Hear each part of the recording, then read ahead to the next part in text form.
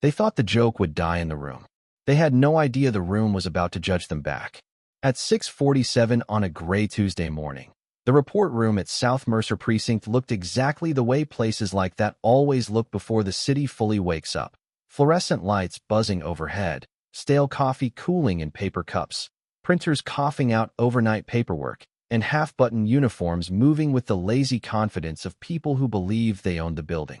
It was the kind of room where real culture lived, not in public statements or framed department values hanging in the lobby, but inside comments, in smirks, in who got respected and who got reduced to a punchline before sunrise. Officer Ryan Keller leaned against the long metal table near the center of the room, flipping through a stack of incident reports like none of them mattered. Beside him, Officer Mason Doyle laughed at something on his phone, while two other cops signed forms and pretended not to listen. Then the door opened, and the tone in the room shifted without anyone saying so. The man who stepped inside carried a plain black folder tucked beneath one arm. He was tall, broad-shouldered, dressed in a dark department uniform that looked pressed sharper than everyone else's, with polished shoes and a face so calm it almost seemed distant. His nameplate read Elijah Brooks.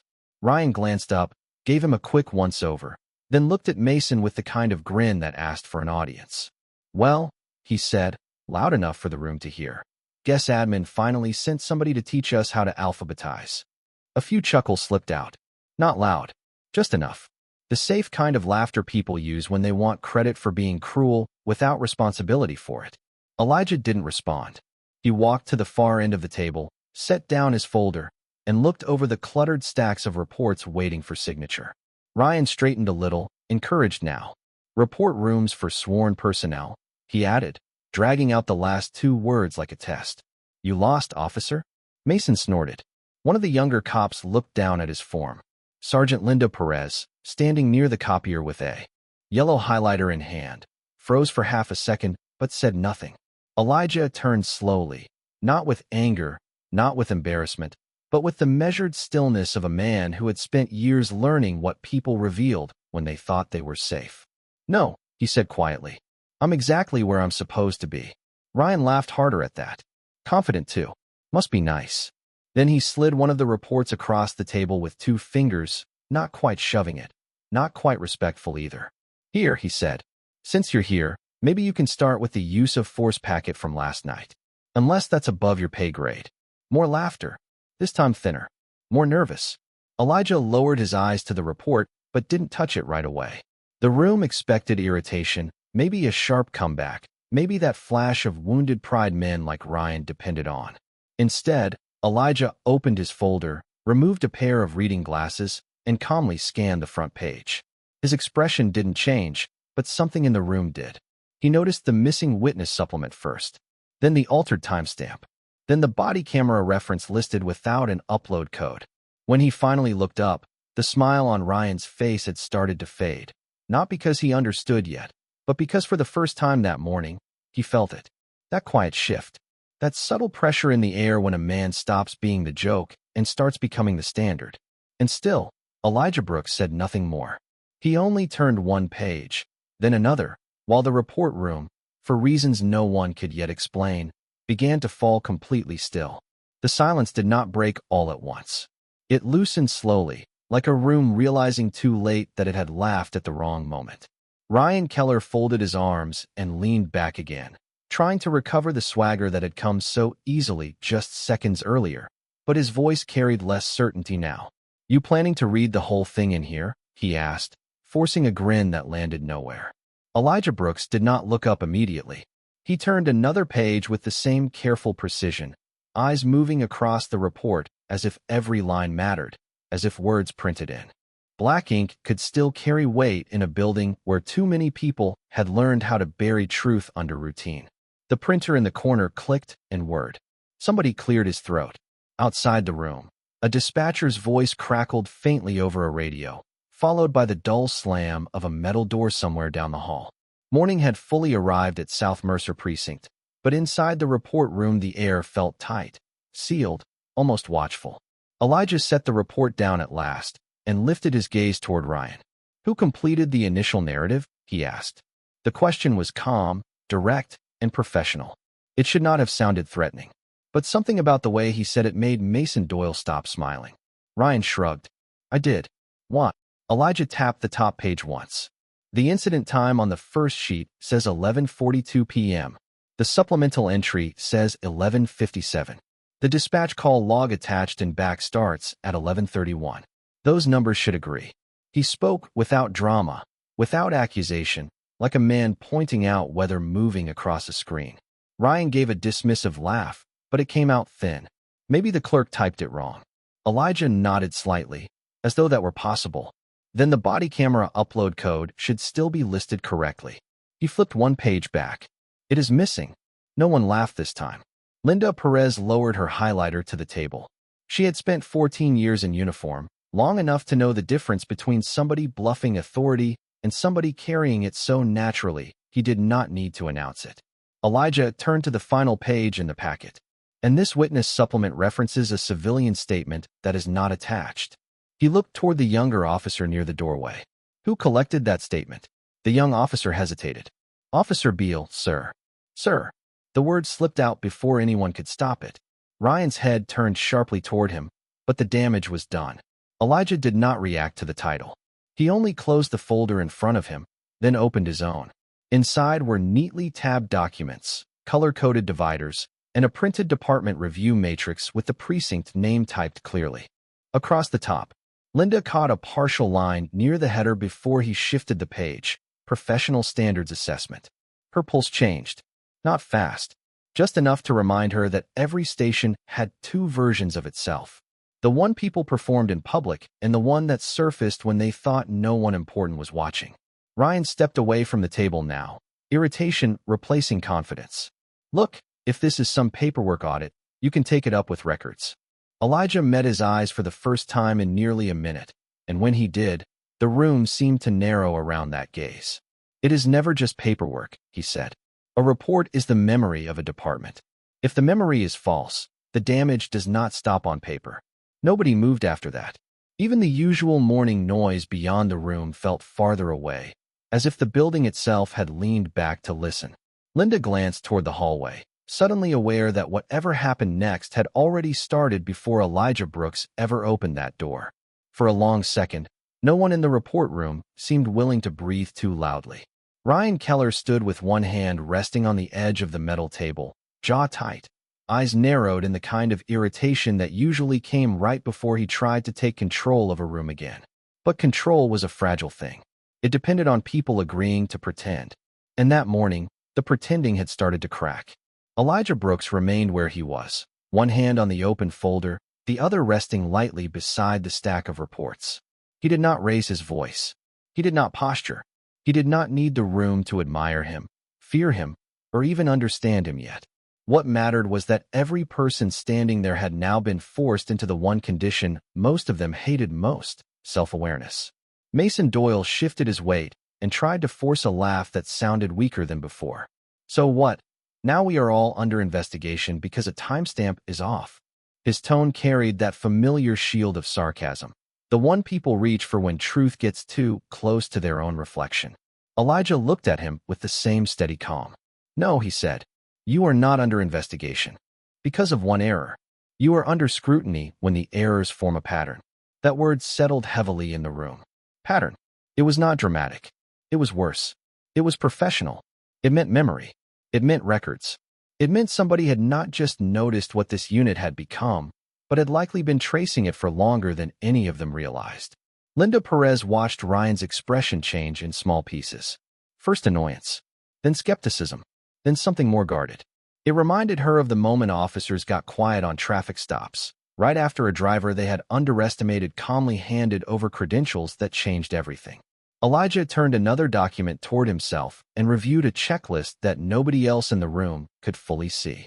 Names, dates, complaints, missing signatures, delayed uploads. Nothing in his movements suggested surprise. If anything, what chilled Linda most was the opposite. He looked like a man finding exactly what he expected to find. Outside the narrow, wired window of the report room door, the station had begun its normal morning rhythm. Phones rang at the front desk. A patrol team moved down the corridor. Somewhere near booking, somebody laughed too loudly at something harmless. But inside that room, Normal had already left. The fluorescent lights above cast a pale wash across the walls, flattening faces, sharpening tired eyes, making every badge catch light in sudden cold flashes. Elijah finally closed the folder and rested both hands on the table. "I am going to ask each of you one question," he said, "and I would suggest you answer it carefully." No one interrupted. No one even pretended to. Ryan crossed his arms tighter, but he did not speak. Elijah's gaze moved from one officer to the next, slow and unhurried, taking the measure of each silence in the room. When did this unit decide that accuracy was optional? The question landed harder than an accusation would have. It did not just challenge a report. It challenged a culture. Linda felt a dull ache rise in her chest because she knew, with the uncomfortable clarity that only comes after too many compromises, that there was no good answer. Not one that fit in a sentence. Not one that let everybody walk away feeling clean. The younger officer near the door lowered his eyes to the floor. Mason looked away. Ryan let out a quiet exhale through his nose, but even he seemed to understand that swagger had become dangerous now. Elijah nodded once, as if their silence had answered for them. Then he spoke again, and this time there was something deeper beneath the calm, not anger, not triumph, but disappointment sharpened by experience. "Men and women do not wake up one day and suddenly stop respecting the badge," he said. "It happens one shortcut at a time. One lie excused. One voice mocked. One person dismissed because everyone else in the room decides it is easier not to say anything." Linda felt that one in her spine. Because she had said nothing. Because most of them had. Because the cruelest cultures were not built only by the loudest people, but by the quiet permission surrounding them.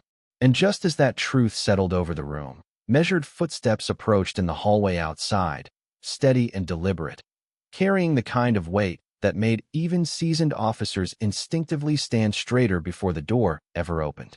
The footsteps stopped just outside the door, and in a place like South Mercer Precinct, that kind of pause had meaning. It was the pause before orders were given, before names were called, before a room learned whether it was about to be ignored or remembered. Every officer inside the report room felt it in a different way. Linda Perez straightened first, instinct born from years of hearing rank before she saw it. The younger officer near the doorway took one quick step back to clear space. Mason Doyle lowered his eyes to the table. Ryan Keller did not move at all, but the hand he had braced against the metal edge tightened enough for his knuckles to lose color. Elijah Brooks remained still, his posture unchanged, his expression unreadable, as if the moment outside the door belonged to a timeline he had already passed through in his mind. Then the door opened, and Deputy Chief Harold Bennett stepped in with the controlled urgency of a man who did not waste motion. He was in his late 50s, silver at the temples, pressed command uniform flawless, the kind of presence that quieted a room not because he demanded it, but because everyone understood the consequences of making him repeat himself. His eyes swept the table once, taking in the open reports, the frozen faces, the atmosphere that still carried the residue of mockery and the weight of something far more serious. "Morning," he said, but it was not a greeting. It was an assessment. No one answered. Bennett took 2 more steps into the room and looked directly at Elijah. For a fraction of a second, the room seemed suspended between 2 versions of reality. The old one, where Ryan and Mason still believed they had measured the man correctly, and the new one, which had already begun but had not yet been spoken aloud. Then Bennett gave a small, respectful nod. "Captain Brooks," he said, clear enough for every wall to hold the words, "I apologize for the delay. Internal briefing ran over. I trust you have had a chance to review the overnight packets." It was subtle, almost understated, but the effect was immediate. The report room did not just go silent. It snapped into awareness.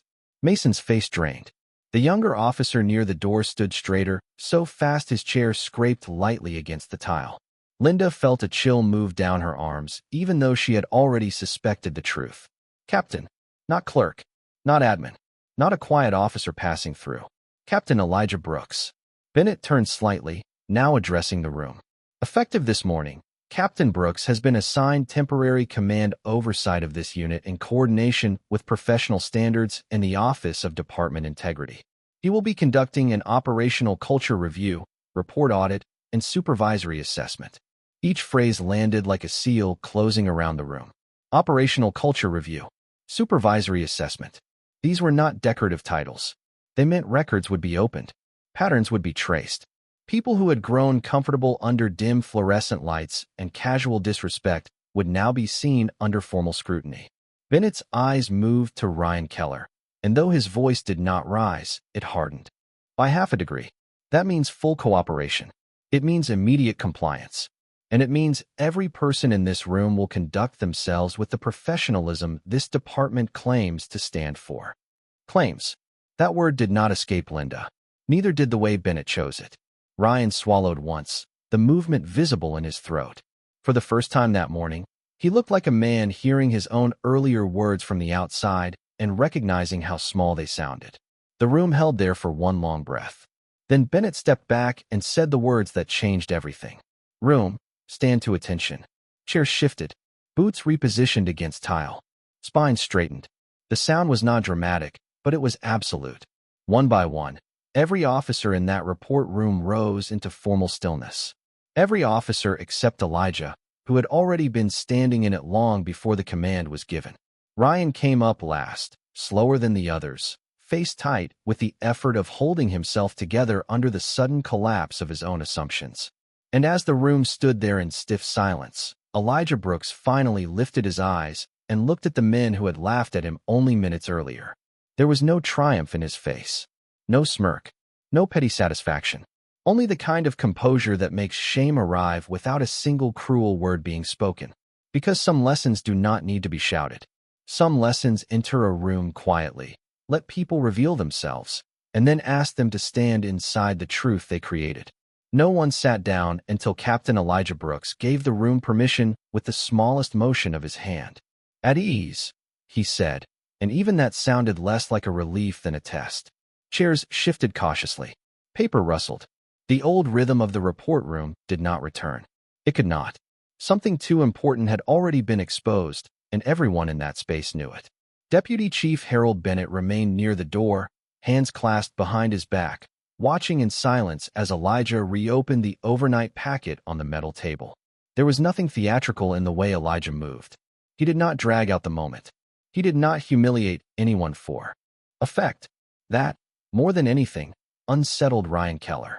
A man can prepare for yelling. He can brace for anger. But calm authority, especially after disrespect, leaves nowhere to hide. Elijah glanced at the first page again, then looked up at the room. This review begins now, he said.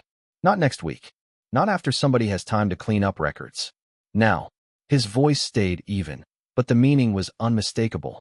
Morning sunlight had begun to creep through the narrow frosted window high on the far wall, mixing with the fluorescent glare and giving the room a strange half-lit look, as if the building itself had not decided whether to reveal or conceal what lived inside it. Elijah rested one finger on the report packet. Officer Keller, this narrative states that the reporting sequence was completed in proper order. Ryan nodded too quickly. Yes, sir. The word sir came out rough, scraped clean of every ounce of swagger it had not carried 10 minutes earlier. Elijah tapped the second page. Then explain why the dispatch reference number was entered after the supplemental comments, even though the timestamp shows the supplement was filed first. Ryan opened his mouth, closed it, then tried again. It could be a system lag. Elijah did not blink. System lag does not rewrite chronology. The room stayed still. Mason looked down at his own boots. The younger officer near the door seemed suddenly fascinated by a blank section of wall. Linda Perez watched Ryan the way experienced officers watch a suspect who does not yet realize the lie has already failed. Elijah turned to another form. The civilian witness statement is missing. The body camera upload code is missing. The supervisor review field is incomplete. He lifted his eyes toward the room as a whole. These are not small oversights. These are failures of accountability. No one challenged him. They could not. The paperwork was sitting there between them, dull and ordinary and impossible to argue with. Elijah slid the packet aside and opened a second tab in his folder. Inside were printouts, complaint summaries, response time charts, and a disciplinary trend sheet covering the last 6 months. Linda caught a glimpse of repeated markers in yellow. Delayed documentation. Unverified narratives. Inconsistent review. A pattern, just as he had said. Elijah spoke again, this time not just to the officers in front of him, but to the culture that had shaped them. Bad departments are not built in one day, he said. They are built when people decide standards are optional for their friends and strict only for everyone else. They are built when disrespect becomes humor, when silence becomes loyalty, and when paperwork becomes performance instead of truth. The words landed harder because they were not abstract. They belonged to this room, this table, this morning. Ryan's face had gone from defensive to guarded to something closer to exposed. He glanced once at Bennett, maybe hoping for rescue, but the deputy chief offered none. Bennett had likely seen too much over too many years to interfere with a reckoning this clean. Elijah finally turned to Linda, Sergeant Perez, who was responsible for final review on this packet. Linda held his gaze for a fraction of a second longer than necessary. She could have softened it, could have blurred the edge the way people do when they are protecting the unit, protecting history, protecting themselves. But something in Elijah's presence had made that impossible. "I was captain," she said. The admission sat in the air with its own kind of weight. Elijah nodded once, not cruelly, not even coldly, but with the gravity of someone who understood that truth always costs something when it arrives. "Then you and I will begin there." Linda felt the words settle deep, not as punishment alone, but as invitation and consequence together. Around her, the report room seemed smaller than before. The same gray walls, the same stale coffee smell, the same humming lights. Yet nothing in it felt casual anymore. Because once a room has been forced to see itself clearly, even ordinary objects start looking like evidence. For the first time that morning, Sergeant Linda Perez felt the full weight of her own silence. It was a strange thing, how regret could arrive without noise. No slammed door, no raised voice, just a sentence from a captain who had walked into a hostile room, said less than anyone else, and still managed to make every person there hear themselves more clearly than they wanted to. "Then you and I will begin there." The words stayed with her as Elijah Brooks gathered the loose pages on the table and aligned them with neat, deliberate taps against the metal edge. He treated the paperwork with care, and that care itself seemed to accuse the room. Because care had been missing here for a long time. Care in language, care in review, care in how people handled each other when nobody important was around. Deputy Chief Harold Bennett checked his watch, then looked toward Elijah. "Captain, I can clear the conference room for you within 5 minutes." Elijah gave a small nod. "Not yet." His answer was immediate, but not abrupt. "I want the review to start where the culture lives." He let the words settle before turning his attention back to the packet. Ryan Keller shifted in his chair again, discomfort now etched into every line of his posture. He had spent years building himself into the kind of officer who could control a room through tone alone, through eye contact, through little jabs disguised as confidence. It had worked on probationary officers, on nervous civilians, on anyone who did not know the system well enough to push back. But Elijah Brooks was not moved by that kind of power. He had seen too much of it, in too many forms, in too many places where the badge was supposed to mean service instead of ego. There was something about him that suggested long practice in restraint, not the passive restraint of a timid man, but the disciplined restraint of someone who understood that the clearest judgments were often made without anger. Linda found herself studying him now with a different kind of attention. He was not old, maybe early 40s, but there was a weathered steadiness to him, the kind that usually came from years spent carrying responsibility in rooms that did not welcome you until they needed you. She had seen black officers transferred into tough units before. She had seen the extra scrutiny, the lowered voices after introductions, the jokes that walked right up to the line and waited to see who would challenge them. Elijah's calm suddenly made more sense to her. It was not detachment. It was training, survival, maybe even principle. He had probably learned long ago that some rooms told on themselves faster when you did not interrupt them. Elijah pulled a second report from the stack, this one from 3 nights earlier, and compared it side by side with the first. "Same sequence issue," he said quietly, more to the paper than the room. Then he turned one more page and found the same reviewer initials. Linda felt her stomach sink. She knew what was coming before he said it. "This did not begin last night," Elijah said. "And it did not begin with one officer." Ryan looked up sharply at that, perhaps hearing hope in the possibility of shared blame, but Elijah did not offer comfort. "A pattern protects itself," he continued. "People stop questioning what they see every day. They call it routine. They call it pressure. They call it keeping the shift moving. But eventually routine becomes permission. The room absorbed that in silence. Even Mason Doyle, who usually could not leave a serious moment alone, kept his mouth shut. Outside the report room, the station moved on with its normal business. Telephones rang. Footsteps passed. A detective argued softly with somebody near records.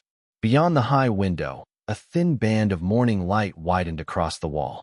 But inside, time felt slower, heavier, as if the room had become a place apart from the rest of the precinct. A place where habits were losing their cover. Elijah closed the second file and finally looked up again, not with anger, not with satisfaction, but with the unmistakable focus of a man who had come here for more than discipline alone. This review is not just about paperwork, he said. It is about what kind of department you become when people stop respecting the truth in small things. His eyes moved across the room and paused for half a heartbeat on Ryan, then Mason, then Linda, and whether you still have the courage to fix it. The room did not answer right away because some truths take a moment to find a place to land. Elijah Brooks had asked the only question that mattered now, and it hung over the metal table like a weight no one could shift with sarcasm or rank or habit. Whether you still have the courage to fix it. Ryan Keller looked away first. It was a small movement, almost nothing, but in a room built on posture and perception, it said more than a speech ever could. His confidence had not vanished all at once. It had thinned in layers, stripped away by paperwork, by silence, by the simple fact that Captain Brooks had not come here to win an argument. He had come to hold a mirror where excuses used to be. Deputy Chief Harold Bennett remained near the doorway for another few seconds, then gave Elijah a final nod and stepped out, pulling the door halfway, closed behind him. The click of the latch sounded sharper than it should have. Now it was just the unit and the truth inside it. Elijah rested both hands lightly on the back of an empty chair and looked around the room with a patience that made people uneasy. I am going to be clear, he said. This review is not a show. I am not interested in dramatic apologies, convenient memory loss, or people suddenly pretending they did not see what they saw 5 minutes ago. His eyes moved from Mason Doyle to the younger officer near the door, then to Linda Perez, and finally to Ryan. If this unit is going to change, it starts with honesty. Not image. Honesty. The fluorescent lights hummed overhead. Somewhere outside, a phone rang 3 times and stopped. Ryan let out a slow breath and leaned forward with both palms on the table. Captain, he said, voice lower now, stripped of performance. You are making this sound bigger than it was. Elijah did not answer immediately. He let the sentence sit there in the stale air and reveal itself for what it was. The oldest defense in rooms like this. It was just a joke. It was just a comment. It was just one morning. He had heard versions of it for years, in departments, in briefings, in hallways where men mistook normal for harmless because the harm had never fallen on them. That is exactly the problem, Elijah said at last. You still think respect is negotiable as long as the disrespect comes in a smaller package. Ryan's face tightened, but he did not interrupt. Elijah stepped around the chair and picked up the packet again. You mocked a fellow officer before learning who he was. That matters. But what matters more is that you were comfortable doing it at all. In uniform. In front of your team. In the same room where official truth is supposed to begin on paper. Linda felt those words like a pressure behind her ribs. Because he was right. The report room was not just a workspace. It was the place where facts became record, where memory became policy, where a department told the world what had happened and why. And if contempt could breathe this easily there, what else had already found permission to grow? Mason cleared his throat softly. Captain, nobody thought.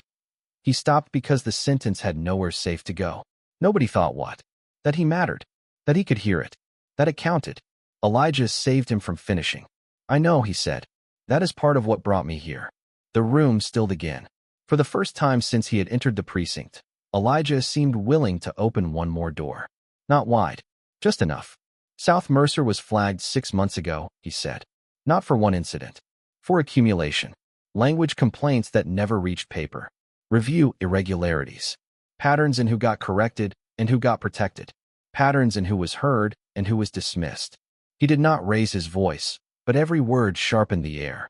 I asked to begin an observation, not announcement. I wanted to see the culture before the culture saw me. No one moved after that. Linda looked down at the table, feeling the full meaning settle in. He had walked in quietly on purpose. He had let the room introduce itself. Ryan stood frozen, his earlier jokes now exposed not as isolated mistakes, but as part of the very pattern that had summoned Captain Brooks into their lives. Elijah closed the file and looked at them one more time, not like a man towering over the guilty, but like a man offering something harder than punishment, a chance to stop becoming worse. You cannot build public trust with private rot, he said, and you cannot serve a community fairly if you do not know how to respect the people standing beside you. The words stayed in the room long after Captain Elijah Brooks finished speaking. You cannot build public trust with private rot. Nobody challenged that because nobody could. Some truths are too plain to fight once they have been spoken out loud. The report room, with its stained coffee rings, bent file trays, and humming lights, no longer felt like a place people passed through without thinking. It felt like a witness. Ryan Keller stood with his shoulders squared, but there was no confidence left in the posture now, only effort. Mason Doyle kept rubbing his thumb against the seam of his notepad, over and over, as if repetition could calm a mind suddenly crowded by memory. Sergeant Linda Perez remained still, her face composed, but inside she could feel old moments resurfacing with painful clarity. The joke she should have shut down last month. The report she reviewed too quickly because the shift was short-staffed. The young officer she had once told to let something go because pushing it would only isolate him. One compromise never looked like corruption while it was happening. That was the danger. It looked like fatigue, like routine, like survival. Elijah opened his folder again and removed a printed action sheet, the kind departments used when they were no longer talking about concern in theory, but correction in practice. He set it on the table between them. This is what happens next, he said. Officer Keller, effective immediately, you are removed from field lead duties pending full review of your documentation practices and conduct in unit spaces.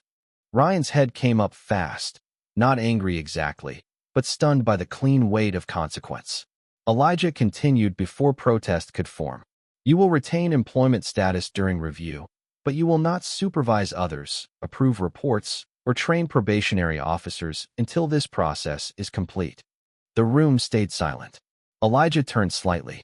Officer Doyle, you will submit a written statement before noon regarding this morning and your role in the unit culture concerns already flagged by prior observations.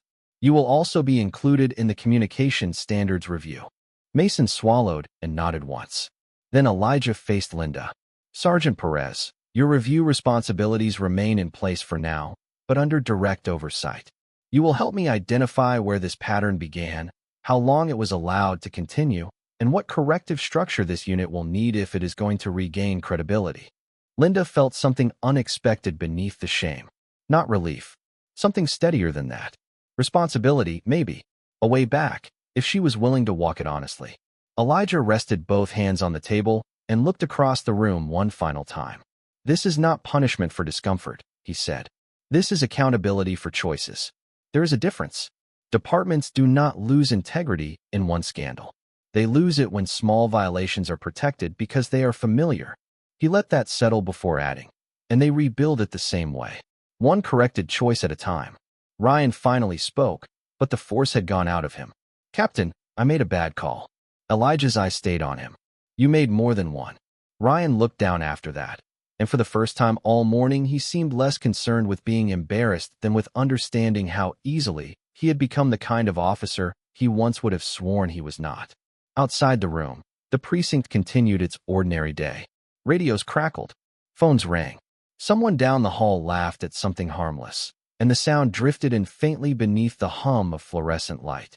But in the report room, nothing felt ordinary anymore. Elijah gathered the files, aligned their edges, and spoke with the same composure he had carried from the moment he walked through the door. Respect is not a ceremony, he said. It is not something you perform when rank walks in. It is what you owe people before you know their title, before you know their authority, before you know whether they can change your future. That is what tells me who you are. No one answered because there was nothing left to hide behind. The room had already revealed them. And now, under the steady gaze of a captain who had every reason to humiliate them and chose discipline instead, they were being offered something harder than fear and far more valuable than saving face. They were being offered the chance to become better than the version of themselves that had laughed so easily just an hour before. By the time the clock above the hallway reached 7:38, the light outside South Mercer Precinct had turned from gray to pale gold, and the station had settled into the full machinery of morning. Patrol assignments moved across the radio. Detectives passed the corridor with folders under their arms. The front desk buzzed with questions, complaints, and the steady rhythm of a city asking its police department to be what it claimed to be. But inside the report room, time still seemed to move differently. Captain Elijah Brooks stood at the head of the metal table with the files gathered neatly in front of him, while the officers around him sat with the kind of stillness that only comes when pride has been pushed aside by reflection. Nobody looked at him the way they had when he first walked in. The room had changed. Maybe not completely. Change that real never happens in a single speech or a single morning. But something had shifted, and everyone there felt it. Ryan Keller stared at the action sheet for several seconds before finally lowering himself into the chair nearest the wall. He did not argue. He did not defend himself again. For a man like Ryan, who had built so much of his identity around control, that silence was not surrender alone. It was the first sign that he had begun, however reluctantly, to listen. Mason Doyle sat with both hands clasped in front of him, eyes fixed on the table, his usual easy grin nowhere in sight. Sergeant Linda Perez remained upright, shoulders squared, but the look in her face was different now. Less guarded, more honest.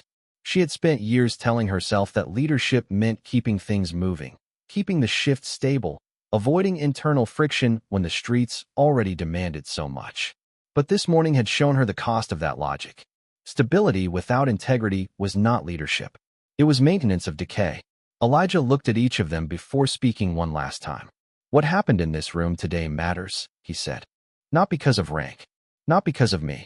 It matters because rooms like this are where the public never looks, and that is exactly where character gets decided. His voice was calm, but there was something deeper in it now, something earned. Most people will only ever see an officer in a uniform, on a traffic stop, at their front door, or in the middle of the worst day of their lives. They will never see the jokes, the shortcuts, the little acts of disrespect that happen off camera and inside closed doors. But those things do not stay in closed rooms. They travel. They shape decisions. They shape reports. They shape who gets patience and who gets suspicion. No one interrupted. Even the noise from outside seemed to lower itself around the words. Elijah rested one hand on the file stack and continued. A department does not become fair because it says the right words in public. It becomes fair when the people inside it learn to honor the dignity of others before there is any reward for doing so. His eyes moved to Ryan, then Mason, then Linda. You do not wait to find out who somebody is before deciding whether to respect them. By then it is not respect. It is self-protection. That line stayed with them. You could see it. Ryan blinked once and looked away, but not with defiance this time. More like a man replaying his own voice in his head and hearing, perhaps for the first time, what it revealed. Mason swallowed hard. Linda drew in a slow breath, as if some part of her had finally stopped resisting what she already knew. Elijah gathered the action sheets and closed his folder. This unit will be reviewed, he said. Policies will be corrected. Reports will be audited. Training will be mandatory. But none of that will matter if you leave this room unchanged in the one place policy cannot reach. He tapped his chest once with 2 fingers, not dramatic, just plain. Character. Then he stepped back from the table. The movement was small, but it felt like the end of something and the beginning of something else. Linda rose first. Not because he ordered it. Because respect had finally arrived before necessity. Mason stood next. Then the younger officer near the door. After a brief pause, Ryan stood too. No command was given this time. No deputy chief was present to enforce posture. Yet one by one, every person in that room rose to their feet as Captain Elijah Brooks prepared to walk out.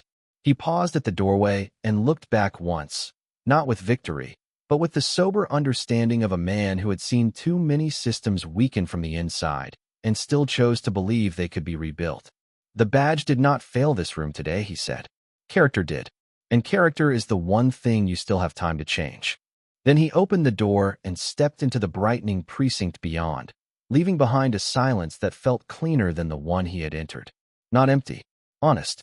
And in that room, Under the fluorescent lights and the smell of cold coffee and paper, the officers he left behind understood something they should have known long before that morning. Authority can force attention, but only integrity earns respect.